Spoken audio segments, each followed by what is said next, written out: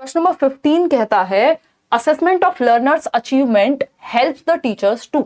आज काफी थकान भी हो गई है, सुबह सुबह जिम जाके बैडमिंटन खेल के फिर थोड़ा सा सो के फिर शाम से क्लास लेके, है ना।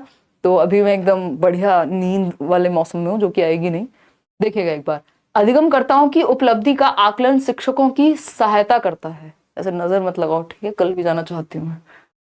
देखो एक बार, अधिगमकर्ताओं की उपलब्धि का आकलन यानी उन्होंने कितना उपलब्ध किया है, अचीवमेंट। क्या कह रही हूँ, लेट्स सी, ऐसे मत बोलो यार।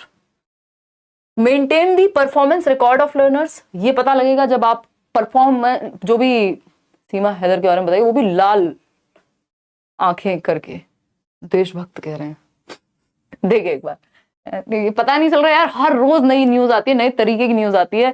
कुछ लोग प्यार में देश छोड़ के आ रहे हैं, कुछ लोग प्यार में पता नहीं क्या क्या कर दे रहे हैं ना, धोखे दे रहे हैं, तलाक हो रहे हैं, पता नहीं क्या क्या चल रहा है। मतलब समझ नहीं आता, हर दिन कुछ ना कुछ अलग। मतलब इंटरनेट इतनी विचित्र जगह बन चुकी है कि जहां सही और गलत पे कमेंट करना बड़ा मुश्किल काम है।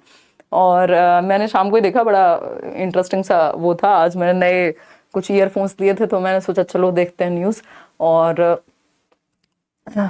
इसमें देखो अब क्या होता है, मतलब हु नोस। बताओ, पबजी खेल के प्रेम में पड़ जा रहे हैं लोग, मिलके नहीं होता है यहाँ लोगों से, हैं। कमाल है। तो कोई बात नहीं, खैर इधर आ जाओ और ध्यान देते हैं, देखा जाएगा। वो देशभक्त जी, आप गुस्सा मत करिए, जैसे भी होगा पता लगा लेंगे लोग। बाकी मुझे तो नहीं लगा यार इंटरव्यू देख के ऐसे, मतलब ये लोग बोल रहे हैं कि इंटेलिजेंस का, बट ठीक है, देखो लेट्स सी। अभी गवर्नमेंट का काम है, वो देख लेगी अपने आप जो भी होगा। बाकी अगर ये नॉर्मल केस ही है जैसा मुझे लग रहा है, मतलब उसमें भी बहुत सारी चीजें हैं, इफ एंड बट्स हैं। चलो खैर कोई बात नहीं, पबजी वबजी मत खेला करो, घर वालों को कह दो आपको पबजी बैन करा दें। अब खतरा एक नहीं, अब खतरे अनेक हैं। देखिए एक बार, क्वेश्चन नंबर 15 पे आ जाओ वापस। असल मेरी नींद सी खुल गई ये क्वेश्चन पढ़ के। देखो, असेसमेंट ऑफ लर्नर्स हैं कौन, पाकिस्तान से आई हैं प्रेम में पबजी के साथ, मतलब आई मीन पबजी खेल के। छोड़ो, देखा तुमने वो केस, सब पता है मैडम को। देखो, assessment of learners achievement helps the teachers to. अधिगमकर्ताओं की उपलब्धि का आकलन शिक्षकों की सहायता करता है क्या करने में। अगर आपको बच्चे का अचीवमेंट पता है, अचीवमेंट लेवल पता है, तो किस चीज में हेल्प मिलेगी आपको as a teacher? Performance record maintain करने में। भाई परफॉर्मेंस रिकॉर्ड मेंटेन करके आप बच्चे की मदद थोड़ी कर पा रहे हैं। Evaluate the effectiveness of pedagogy, यहां 100% सही उत्तर है कि आपके मेथड्स। भाई इवेल्युएट करने का पर्पस क्या है कि हम ये देख पाए जिन तरीकों से हमने पढ़ाया है और जैसा पढ़ाया है उससे अचीवमेंट क्या हो पा रहा है और क्या हम उसमें बेहतरी कर सकते हैं अपने सिस्टम में और अपने पेडागोजी में, यानी पढ़ाने के तरीके में कौन सा बेस्ट तरीका हो सकता है या पेडागोजी में क्या चेंज करने की जरूरत है। ठीक है ना, क्लियर है? हाँ देखो, हैप्पी गुरु भी कह रहे हैं हमसे सीटेट पास नहीं हो रहा, वहां पबजी से प्यार हो रहा है। बात सही है आपकी, लेकिन आप फोकस करिए यहीं, कोई बात नहीं, ऐसे दिल पे नहीं लेते चीजें। देखिएगा एक बार, अगर हम बात करें, सी ऑप्शन है मेक एबिलिटी ग्रुपिंग। अब एबिलिटी ग्रुपिंग पॉजिटिव नहीं होती और जरूरत पड़े तो हेट्रोजेनस करनी है, विषम समूहन, जिसमें अलग अलग मिक्स्ड एबिलिटी ग्रुपिंग करनी है अगर करनी पड़े तो। Prepare activity log for teaching, ये भी नहीं है। सबसे बेटर है कि आप अपने मेथड्स में क्या चेंज ला सकते हैं, इसलिए आप आकलन करते हैं कैसे बेहतर बनाएंगे अपनी टीचिंग लर्निंग प्रोसेस को। इसलिए तो आप बता रहे हैं पोल में कि कितने लोग गलत जवाब दे रहे हैं। अगर मुझे नहीं पता लगता आज कि आप एल्फ्रेड बिने को कॉन्सेप्ट ऑफ आईक्यू देने वाला व्यक्ति मानते हैं, तो मैं अपना सर पकड़ के कैसे बैठती आज कि आपको नहीं पता ये बात। इतना कॉमन क्वेश्चन अगर पोल में आप लोग जवाब नहीं देते, मुझे पता लगता ही नहीं, है ना। क्वेश्चन नंबर 16 देखिए, inclusive education is based on the principle of. ये भी क्वेश्चन कई बार आ चुका है अलग अलग तरीकों से। समावेशी शिक्षा डैश के सिद्धांत पर आधारित है। इंक्लूसिव एजुकेशन मतलब हर किसी को इंक्लूड करना। अब इंक्लूड करना किस आधार पे, मतलब कोई भी बच्चे में दिक्कत है, कोई भी बहुत अच्छी बात है, मतलब बच्चे को हो सकता है कोई डिसेबिलिटी हो, बच्चा गिफ्टेड हो, क्रिएटिव हो, हर तरह के बच्चों को हम रेगुलर स्कूल में पढ़ाते हैं। सोशल इक्विलिब्रियम बना रहेगा? नहीं। इसका सिंपल सा जवाब है इक्विटी एंड इक्वल अपॉर्चुनिटीज पे बेस्ड है inclusive education. Social existence, world brotherhood, nothing. समता एवं समान अवसर, यानी हर बच्चे का अधिकार है कि वो एजुकेशन ले सके और अपनी नीड के अनुसार एजुकेशन ले सके। Equity is more important. Equality ठीक है, यहाँ पे इक्वालिटी क्या है, दो लोगों को बराबर का अधिकार दे दिया आपने, लेकिन इक्विटी क्या है, दो को बराबर तो दे दिया, ये तो देख लो कि कम से कम बराबर हैं भी वो या नहीं। एक के पास तो पेन नहीं है और आप कह रहे हो दोनों को लिखना है, एक के पास 10 पेन है, तो वो इक्विटी मतलब आप नीड को ध्यान में रख रहे हैं वहां पे। उसी बेसिस पे रिजर्वेशन बनाया जाता है। आप देखते हैं बिहार में महिलाओं के लिए रिजर्वेशन है जॉब में, या फिर अगर हम बात कर रहे हैं मेट्रो में आपने एक कोच दे दिया, उसके रीजंस हैं कि हम इक्विटी को ध्यान में रख रहे हैं, या मैटरनिटी लीव्स मिलती हैं फीमेल्स को, क्यों? क्योंकि बच्चे को जन्म देना इज अ प्रोसेस और वहां नीड के हिसाब से आपने अवसर दिया है या उस तरह की चीजें अवेल कराई हैं। तो इक्विटी एंड इक्वल अपॉर्चुनिटीज पे बेस्ड है इंक्लूसिव एजुकेशन के। एक बच्चा जो दौड़ के नहीं जा सकता तो आप ये नहीं कहेंगे सीढ़ियों पे दौड़ के जाओ क्योंकि, और वो आया है व्हील चेयर पे, तो आप सीढ़ियों की जगह रैंप बनाएंगे जहां दौड़ के भी जा सके बच्चा और जो व्हील चेयर वाला बच्चा है वो भी जा सके। तो आपने इक्विटी का ध्यान रखा है, वहां नीड के हिसाब से अपने सिस्टम में परिवर्तन किया, ना कि बच्चे में। तो इंक्लूसिव एजुकेशन इक्विटी पे आधारित है और यहां सिस्टम में चेंज होता है बच्चे के लिए, बच्चे में चेंज नहीं होता सिस्टम के लिए। क्वेश्चन नंबर 17 देखिएगा फटाफट से, क्या कहता है? The rights of persons with disabilities has been enacted in the year, यानी एक एक्ट आया था आरपीडब्ल्यूडी एक्ट, है ना, right of persons with disabilities act, दिव्यांग जन अधिकार अधिनियम वर्ष डैश में लागू हुआ। अब यहां पे उत्तर है दो सही, है ना। 1992 नहीं, ये तो कहीं से भी सही नहीं है, उन दो सही उत्तरों में ये तो नहीं आता है, ठीक है ना। असम में ऑनलाइन गेम में जीएसटी लगा दिया असम गवर्नमेंट ने, बहुत ही बढ़िया तालीब है। जीवन का पता नहीं है किधर जाना है, ऑनलाइन गेम में लोग घंटों घंटों लगाते हैं। देखिए एक बार, देखिए तो जीएसटी का टैक्स तो बस रोने लग जाऊंगी मैं, अब इससे आगे बात नहीं करनी, टैक्स के बारे में कोई बात नहीं करेगा। 1992 1999 ये हट जाता है, 1995 में भी एक पर्सन्स विद डिसेबिलिटीज एक्ट आया था और 2016 में भी। अब ये कौन सा सही होगा? 49% लोग सही जवाब दे रहे हैं, है ना। वो क्या है? 2016 इज द राइट आंसर, क्योंकि right of persons with disabilities जब लिखा होगा, आरपीडब्ल्यूडी पूरा लिखा है, तो 2016 वाला एक्ट है। जब 1995 वाला एक्ट है तो वो पीडब्ल्यूडी एक्ट था, persons with disabilities. Right of persons लगा दिया तो 2016 हो गया, ठीक। इसमें सिर्फ 7 डिसेबिलिटी, कितनी 14 डिसेबिलिटीज थी क्या? 7 थी, और 14 ऐड हुई, 21 डिसेबिलिटीज इसमें हो गई आपकी 2016 वाले में। टोटल नंबर ऑफ डिसेबिलिटीज जो है, जिसमें ड्वार्फिज्म, बोनापन, एसिड अटैक विक्टिम्स, ये सब आते हैं। मैंने इस पे भी एक वीडियो बनाया हुआ है और बैच में भी हम करेंगे जल्दी ही। और इसमें थी सिर्फ 7 डिसेबिलिटीज 1995 वाले एक्ट में, 14 डिसेबिलिटीज ऐड हुई हैं। इक्विवेलेंट या मोर देन 40% डिसेबिलिटी होनी चाहिए अगर किसी भी एक्ट में किसी व्यक्ति को दिव्यांगता का जो परसेंटेज है वो एटलीस्ट 40% होना चाहिए, सर्टिफिकेट होना चाहिए, तब जा करके जॉब्स वगैरह में या जहां पे भी। ये राइट्स के लिए था दिव्यांगजनों के, या मैं कहूँ right of persons with disabilities, नाम से पता लग रहा है। क्वेश्चन नंबर 18 देखिएगा एक बार और जवाब दीजिएगा। Children with individual differences should be taught in a school having teachers. व्यक्तिगत विविधताओं वाले बच्चों को पढ़ाने के लिए ऐसे विद्यालय होने चाहिए जहां व्यक्तिगत विभिन्नताएं, मतलब व्यक्तिगत विभिन्नताएं तो होंगी बच्चों में, आज ही टॉपिक कराया है आपको बैच में, है ना। तो अगर हम बात करें तो यहां पर अगर हम बात कर रहे हैं तो व्यक्तिगत विभिन्नताओं वाले बच्चों को कैसे पढ़ाना चाहिए स्कूल में, ठीक है ना। बहुत बढ़िया पूजा, पढ़ लो भाई, है ना। To teach in different sections of classrooms based on their individual differences. अलग अलग सेक्शन में विभाजित कर दो, बच्चों को अलग थलग नहीं करना, है ना। एबिलिटी ग्रुपिंग हो गई है कि एबिलिटी के आधार पर 90% वाले बच्चों को ए सेक्शन में, 70% वाले को बी सेक्शन में, तो ये नहीं करना हमें, जरूरत पड़े तो मिक्स्ड ग्रुपिंग कर देनी है। Trained to use different pedagogy to meet their diverse learning needs, इसको इगैलिटेरियन पेडागोजी कहते हैं। नया कॉन्सेप्ट होगा कई लोगों के लिए, है ना, आज भी हमने डिस्कस किया था ये इगैलिटेरियन पेडागोजी, यानी कि टीचर्स को कैसे मेथड, पेडागोजी का मतलब क्या है? मेथड्स ऑफ टीचिंग है यहाँ पे, या वेज ऑफ टीचिंग है, art science of teaching. Trained to use pedagogy to meet their diverse learning needs, ऐसे टीचर्स पढ़ाएं जो ट्रेंड हो विविध बच्चों को उनकी नीड के अनुसार सिखाने में, जो डिफरेंशिएटेड इंस्ट्रक्शन का पालन कर सकते हो। Children with specific individual differences नहीं, सभी तरह के बच्चे, इसमें इंडिविजुअल डिफरेंसेस भी आ जाएंगे डाइवर्स नीड में। होमोजीनियस का मतलब है एक जैसे बना दोगे सारे बच्चों को, रोबोट्स बना दो ना, फिर उनको चिट्टी बन जाएंगे सारे, नहीं।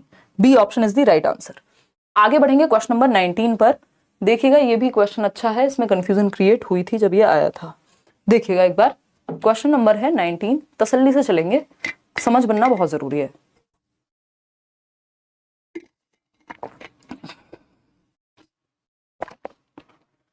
थर्ड ऑप्शन 47% लोग कह रहे हैं The right of children to free and compulsory education act 2009 ensures the rights of children with disabilities to free education from, यानी निःशुल्क एवं अनिवार्य बाल शिक्षा अधिकार अधिनियम 2009 दिव्यांग बच्चों की निःशुल्क शिक्षा के अधिकारों को सुनिश्चित करता है। बताइएगा मतलब क्या है? Right of children to free and compulsory education, लेकिन कैसे बच्चों के लिए? बच्चों के लिए विद डिसेबिलिटीज, वो बच्चे जिनको दिव्यांगता है। तो आरटीई जब हम पढ़ते हैं हमें पता है 6 से 14 वर्ष की बात हुई है, लेकिन एक डिफरेंट सेक्शन में, है ना, गलत दे दिया ना 64% लोगों ने भावनाओं में बह के जवाब, पढ़ा ही नहीं, डिसेबिलिटी लिखा था, है ना। 3 to 18 ईयर्स होगा? जी नहीं। जवाब क्या होगा? 6 to 18 ईयर्स, क्योंकि वो बच्चे जो डिसेबल्ड हैं उनके लिए एक अलग से ये आरपीडब्ल्यूडी एक्ट लाया गया था। आरटीई ही ये बात को मान्य करता है कि वो बच्चे जो साधारण बच्चा है, सामान्य बच्चा, उसका 6 से 14 वर्ष फ्री एंड कंपलसरी एजुकेशन होनी चाहिए। कोई टेस्ट नहीं लिया जाएगा, कोई पैसे नहीं लिए जाएंगे उससे, और कंपलसरी है कि वो स्कूल में एजुकेशन ले। कक्षा कितने से कितने तक बताओ फटाफट से? कक्षा 1 से 8 तक। अभी इसको बढ़ाने की बात चल रही है नई एजुकेशन पॉलिसी में, लेकिन डिसेबल्ड बच्चे के लिए 4 साल एक्स्ट्रा थे, 6 से 18 वर्ष। अगर बच्चा दिव्यांग है, उसको कोई भी दिव्यांगता है, डिसेबिलिटी है, तो 6 से 18 वर्ष है। ये बात राइट टू एजुकेशन कहता है, एक अलग मैंडेट में उन्होंने इसको डाल दिया था। क्वेश्चन नंबर 20 देखिएगा और जवाब दीजिएगा। क्या कहता है question number 20? Providing teaching learning materials in accessible formats to the diverse learners implies, विविध अधिगमकर्ताओं के लिए सुगम्य स्वरूपों में शिक्षण अधिगम सामग्रियां प्रदान करने का तात्पर्य डैश से है। बताइएगा एक बार। फर्स्ट ऑप्शन है universal inclusive education, ethical considerate, universal code of teaching practices, universal humanistic approach of teaching, या यूनिवर्सल डिजाइन ऑफ लर्निंग। ये बात भी हम डिस्कस कर चुके हैं, इसमें बहुत गलत जवाब।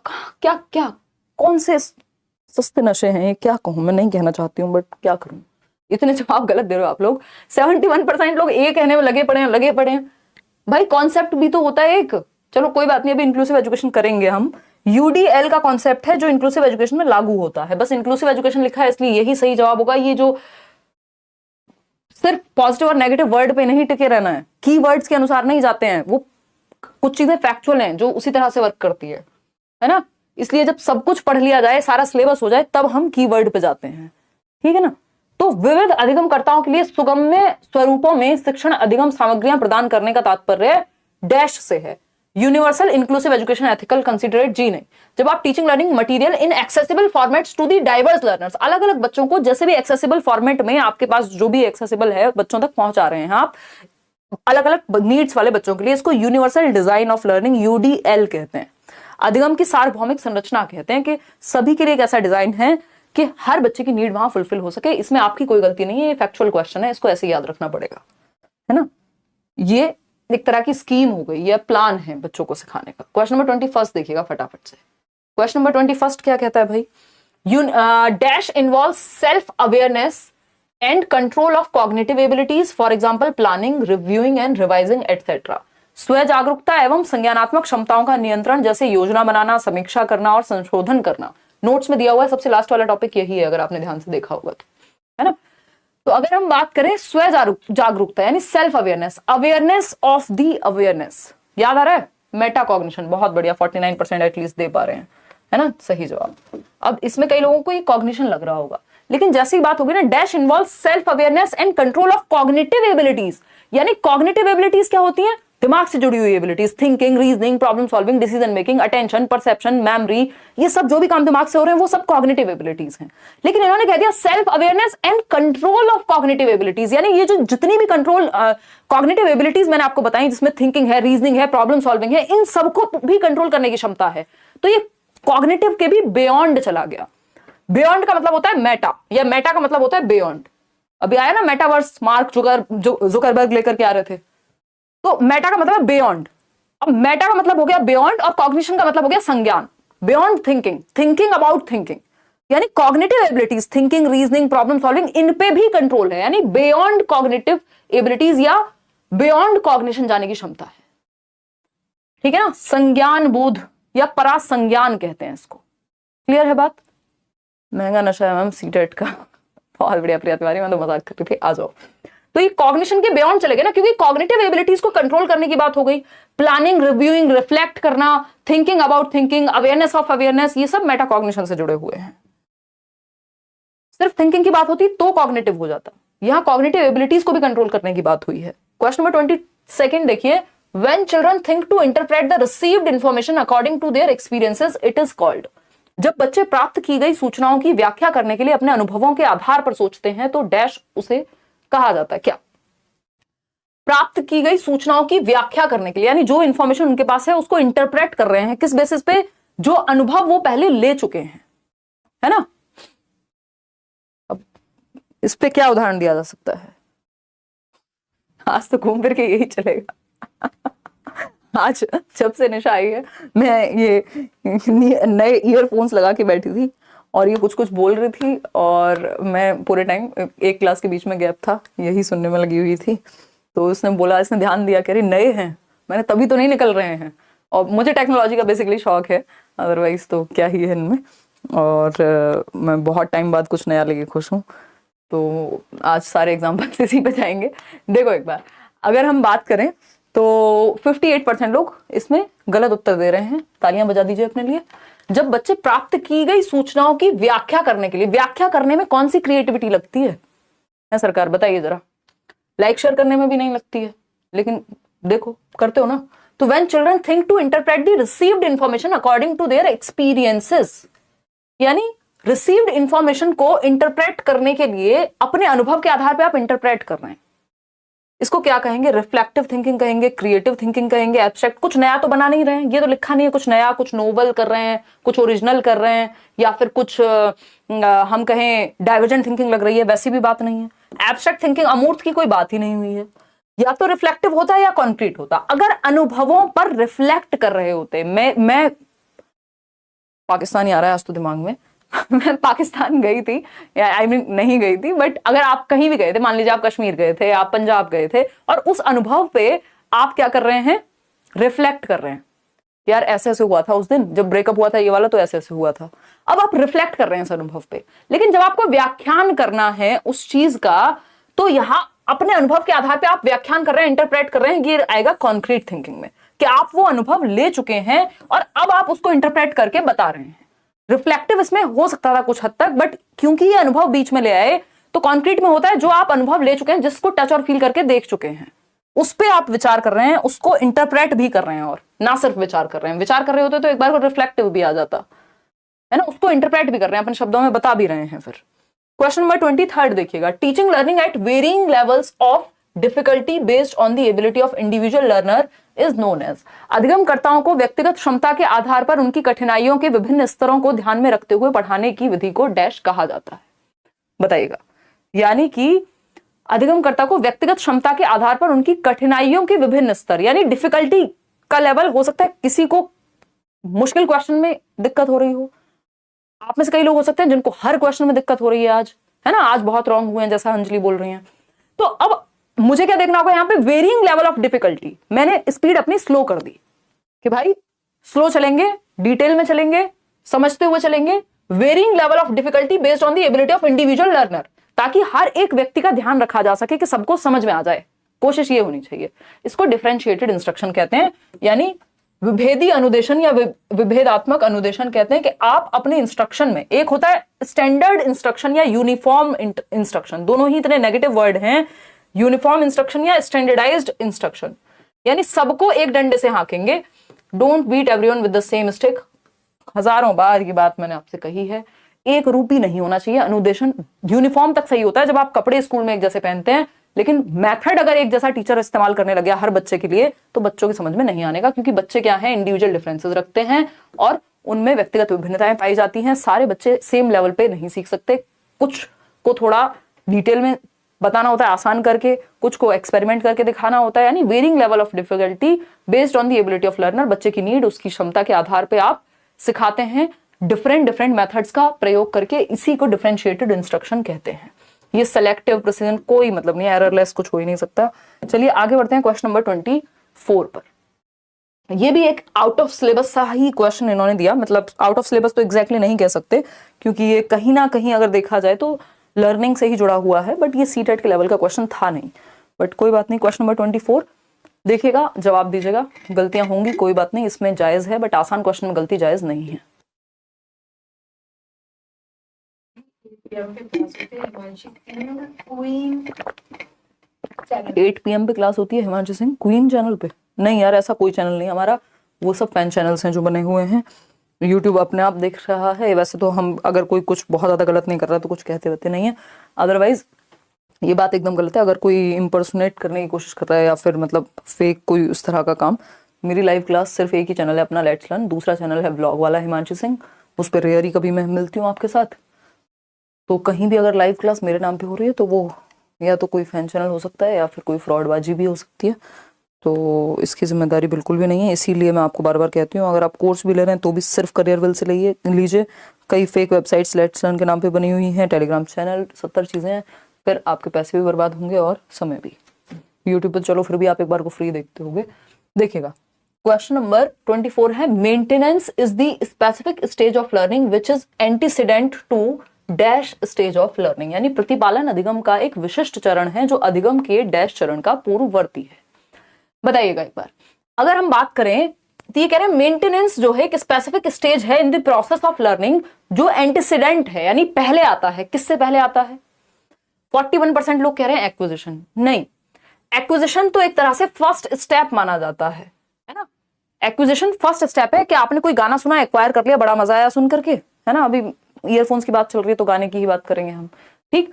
तो आपको मजा आया सुन करके, अब आप उसको दोबारा, एक्विजिशन के बाद आती है फ्लुएंसी, यानी अब आप उसको फ्लुएंटली क्या कर पा रहे हैं, गाने की कोशिश कर रहे हैं। थोड़ा बहुत गलती हो रही होगी। तीसरी स्टेज आती है मेंटेनेंस। जब आप उसको मेंटेन कर लेंगे, तब आप क्या कर लेंगे, मेंटेन कर लेंगे। अब आप प्रैक्टिस भरपूर कर चुके हैं, ठीक, मेंटेनेंस। फिर इसके बाद आता है जनरलाइजेशन। जनरलाइजेशन में आपने जो सीखा है उसको अब आप किसी भी नई सिचुएशन में भी लागू कर पाएंगे, है ना। अब उस गाने से आप 4 गाने और बना देंगे, है ना, उस गाने का बैंड बजा देंगे, रील्स बना देंगे। देखिएगा एक बार। तो अगर हम यहां पे बात करें, जो मेंटेनेंस है वो पहले आता है सामान्यीकरण से, और सामान्यीकरण होता है जब आप किसी ज्ञान को किसी भी नई सिचुएशन में अप्लाई करने की क्षमता रखते हो। तो वो जनरलाइजेशन बाद की स्टेज है, उससे पहले मेंटेनेंस आता है, और उससे भी पहले फ्लुएंसी, और उससे भी पहले एक्विजिशन आता है, ठीक है ना। तो ये मुख्य 4 स्टेप्स हैं। मोटिवेशन, इंडिपेंडेंस, ये तो काम का यहां है ही नहीं।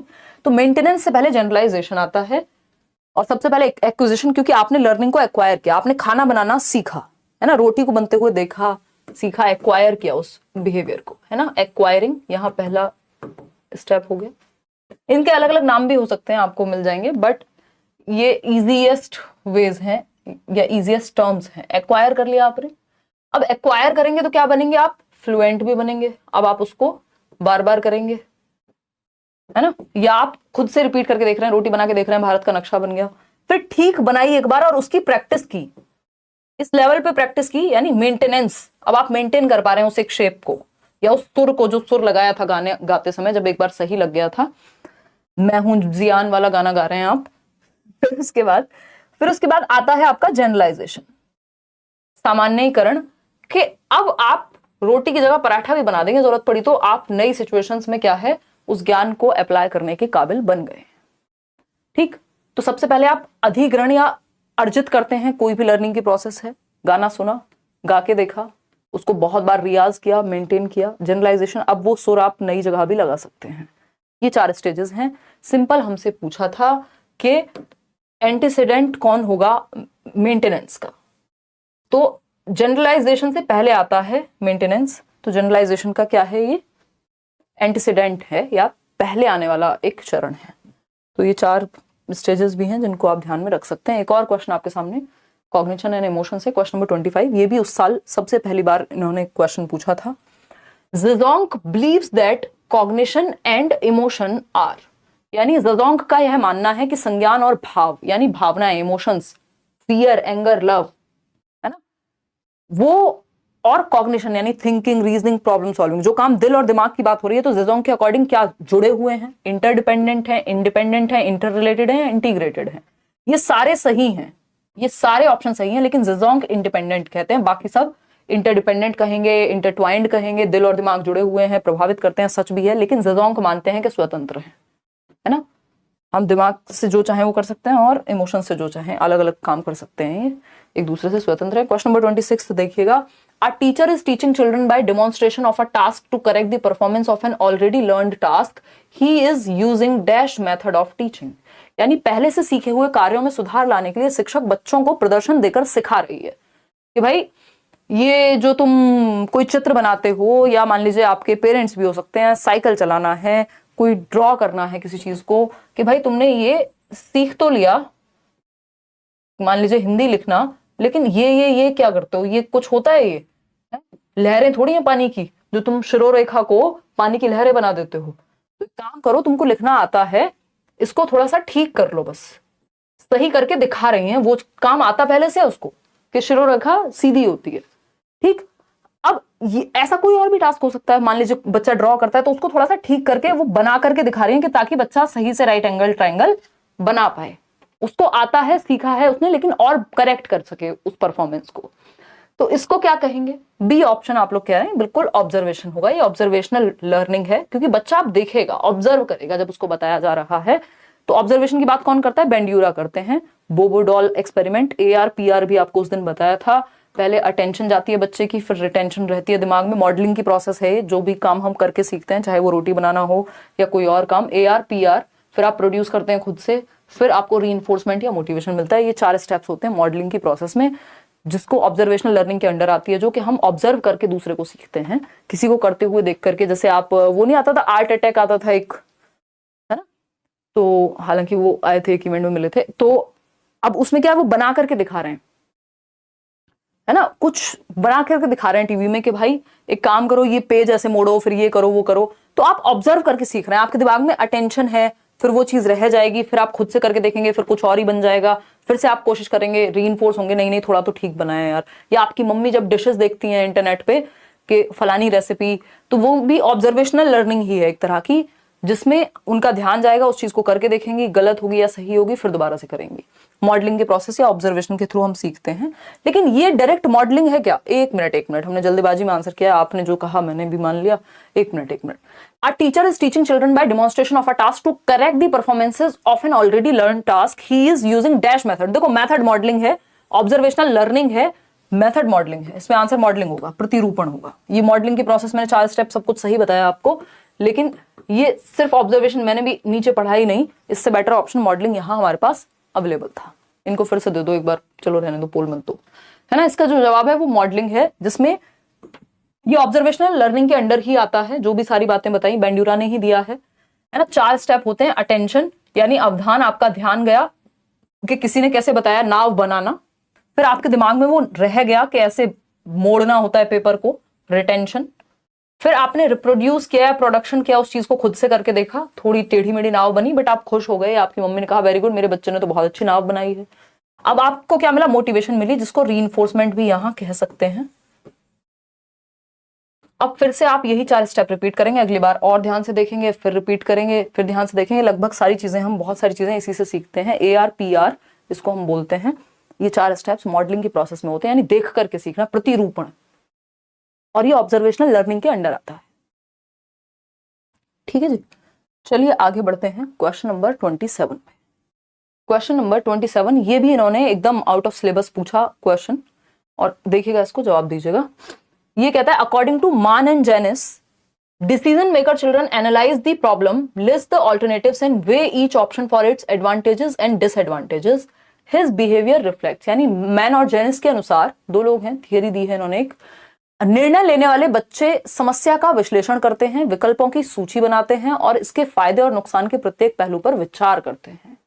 यानी डिसीजन मेकर चिल्ड्रन एक तरह से, जो जिनको डिसीजन लेना है किसी एक चीज पे, भाई आपको कॉमर्स लेनी है, आपको साइंस लेना है, आपको ह्यूमैनिटीज लेना है, आपको टीचर बनना है, डॉक्टर बनना है, व्हाटएवर, अब आपको डिसीजन लेना है, तो आप क्या करेंगे? आप ऑल्टरनेटिव्स, कि ये व्यक्ति नहीं, इसके साथ रहना है, ये ज्यादा अच्छा ऑप्शन लग रहा है ना, तो लिस्ट बना रहे हैं आप ऑल्टरनेटिव्स की, और हर एक ऑप्शन किसके क्या फायदे नुकसान है ये देख रहे हैं आप। ठीक है ना। अगर हम बात करें तो ये कौन से बच्चे हैं? सर्विलेंस वाले, चौकस, कैमरा थोड़ी है, बच्चे हैं, है ना। कहां सर्विलेंस? किसी को देख थोड़ी रहे हैं करते हुए, खुद से कर रहे हैं ना ये काम, तो सर्विलेंस तो बनता नहीं है जवाब। विजिलेंट है, पॉसिबल है भाई, सतर्क बच्चे हैं, अवेयर बच्चे हैं, तभी तो सारे ऑल्टरनेटिव्स देख रहे हैं, क्या बेस्ट तरीका हो सकता है, किस चीज को करने के क्या फायदे नुकसान हो सकते हैं, तो प्रॉपर देख रहे हैं, आउटगोइंग है। अब यहाँ कोई ऐसी बात तो हुई नहीं है कहीं जो है एक्सपोजर की बात हो रही हो, जाने की बात हो रही हो, ऑटोक्रेटिक तो कोई सेंस बनता ही नहीं है कि अपने हिसाब से चल रहे हैं वट ये तो टीचिंग का स्टाइल है या पेरेंटिंग का स्टाइल हो जाता है कई बार। तो बच्चे क्या है, विजिलेंट हैं, सतर्क हैं। अब आपको मायन एंड जेनिस का आपने थ्योरी पढ़ी ही नहीं है और पढ़ने की जरूरत भी नहीं है, सिलेबस में है भी नहीं, लेकिन ये कुछ क्वेश्चन जब इस तरह की स्थिति फंस जाए कि पेपर इस तरह का हो तो कॉमन सेंस से भी करने होते हैं। भाई वो बच्चा जो निर्णय लेने के लिए सब कुछ एनालाइज करेगा, किसी चीज के पॉजिटिव नेगेटिव देखेगा, लिस्ट बनाएगा, तो वो सतर्क ही तो कहलाया, वो विजिलेंट ही तो कहलाया, वो मेटाकॉग्निटिव एबिलिटीज का वहां प्रयोग कर रहा है अपनी। क्वेश्चन नंबर 28 देखिएगा, ये क्या कहता है, in dash thinking a child as a problem solver evaluates the truth और लाइकलीहुड ऑफ स्टेटमेंट्स। एक समस्या सुधारक बच्चा या समस्या समाधान करता बच्चा, अगर सही हिंदी का प्रयोग करें, ये भी गूगल से ट्रांसलेट करके लिख देते हैं, पेपर में देख लो। एक समस्या सुधारक बच्चा डैश विचार के आधार पर कथनों की सच्चाई या संभावना का मूल्यांकन करता है। 2000 के नोट में क्या है, चिप है ना, बिल्ली रास्ता काट जाए तो दिन ही खराब हो जाएगा। अब एक बच्चा है जो प्रॉब्लम है उसके सामने कि क्या 2000 के नोट में चिप है ना, क्वेश्चन मार्क है। अब वो क्या करेगा, अब वो इवेल्युएट करेगा ट्रूथ और लाइकलीहुड ऑफ अ स्टेटमेंट कि ये कितना सही हो सकता है, इसके पीछे क्या रीजन हो सकते हैं।